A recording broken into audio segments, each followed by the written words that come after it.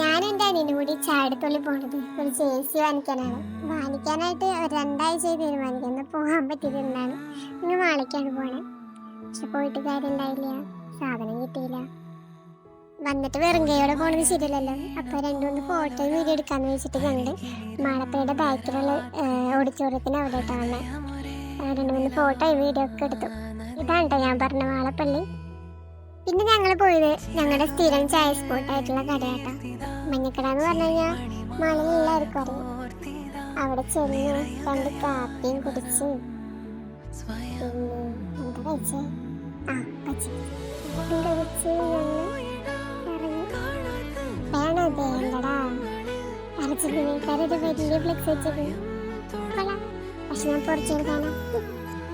അത് കഴിഞ്ഞ് പോണ സമയത്ത് നിൽക്കണം നമ്മുടെ അണ്ണൻ. ശരി, ഇപ്പൊ ബാക്കി വീഡിയോ ആയിട്ട് അടുത്ത ദിവസം കാണാം.